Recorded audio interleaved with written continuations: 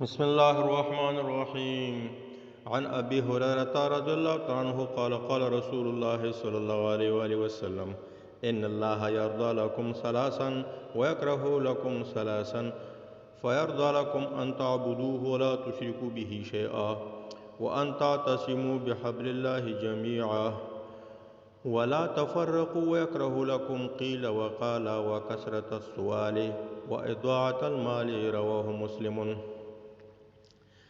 دی حدیث کې موږ او تاسو ته نبی کریم علیه الصلاۃ والسلام د اسلام درې غټ اصول او اساسات بیان کړي او چې هغه موږ د پاره د کامیابی د دنیا او د آخرت ذریعه ده او د درې غټو شیانو نه منع کړي چې هغه زموږ ستاسو د پاره د تباهۍ سبب ګرځي. هغه دا دی چې الله تعالی خوښ کړي دي تاسو د پاره درې شیان. څومره مهمه خبره ده او بدی ګڼلي تاسو لپاره درې شیان. هغه شیان چې تاسو لپاره یې خوښ کړي هغه دا ده چې تاسو یوازې د الله عبادت وکړئ، د الله سره هیڅ شی شریک نه کړئ. ټول څومره عبادتونه دي هغه ټول صرف د الله دپاره په اخلاص او په هغې کې هیڅوک د الله سره نه شریکول. نو دا هغه اصل دی چې بنده د خپل خالق سره جوړ راولي، د خپل خالق سره مسلمان د الله سره جوړ راولي. دا هغه اصل دی. دویم اصل دا دی چې الله تعالی خوښ کړی تاسو دپاره چې تاسو ځانونه بچ کړئ د دولال او د بېلارې کېدو نه. د الله تعالی په راسئ چې هغه د الله تعالی کتاب دی، د الله تعالی دین دی. د الله تعالی په کتاب باندې ټول عمل وکئ، ځان پې پوه کئ او په هغې باندې ځان بچ کئ د بېلاره کېدو د ګمراهۍ نه. دا ګوره بل اصل دی چې د مسلمانانو هغه د بچ کېدلو لاره څه ده، د عصمت لاره یې څه ده د دولال نه. هغه دا ده چې د الله په کتاب باندې عمل کول. دا دویم اصل شو. دریم اصل دا دی چې تاسو یو د بل سره اختلاف مه کوئ. څنګه بل د سره اختلاف مه کوئ؟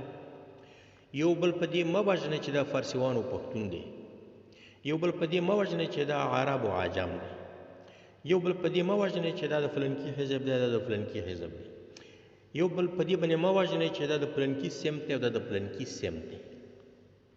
دا ګوره بل اصل دی په اسلام کې چې څوک موږ او تاسې باید په باندې عمل وکړو او الله موږ دپاره خوښ کړی چې دغه تفریقه مه کوئ. او بد یې ګڼلي تاسو دپاره الله تعالی درې شیان. کم یې بد ګڼلي؟ قیل وقاله.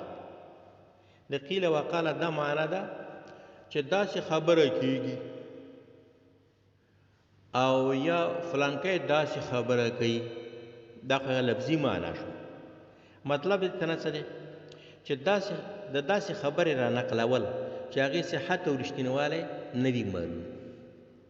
نو د دغسې خبرې نه الله تعالی دغه کار یې موږ دپاره الله تعالی بد ګڼلی، ځکه چې دغه کار څوک کوي د دې نه غیبت جوړېږي د یو انسان، شیطاني جاسوسي راځي د یو انسان، دارنګې دا په دروغو کې راځي، دارنګې په چټي خبرو کې راځي، دارنګې د وخت ضایع کول دي.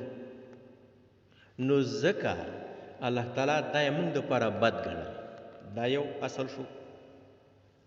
دویم اصل دا دی چې وکثرت سوال، چې تاسو منع کړي د ډیر سوال. خلکو نه به ډیر سوالونه نه کوئ د مال د ډیرولو دپاره. دریم اصل دا دی چې الله تعالی بد ګڼلی تاسو دپاره د مال ضایع کول، د مال عبث کول. مال اصل کې د څه دپاره دی؟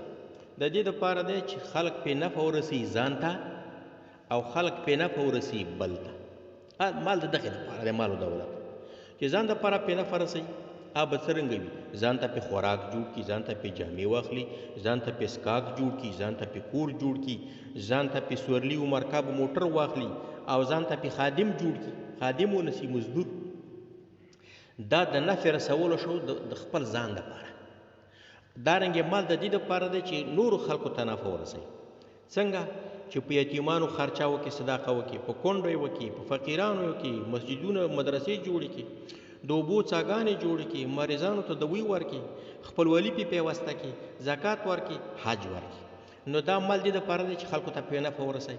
نو مال اصل کې دغې دپاره دی چې پې ځان ته نفع ورسوي، بل چا ته پې نفع ورسوي. نو دا فرض دی، دا ځان ته نفع رسول، بل چا ته پې نفع رسول فرض دی یا واجب دی یا سنت دی. اوس چې دغه مال ته ضایع کوي، عبث کوي، نو څه مطلب دی چې ضایع کوي عبث کوي؟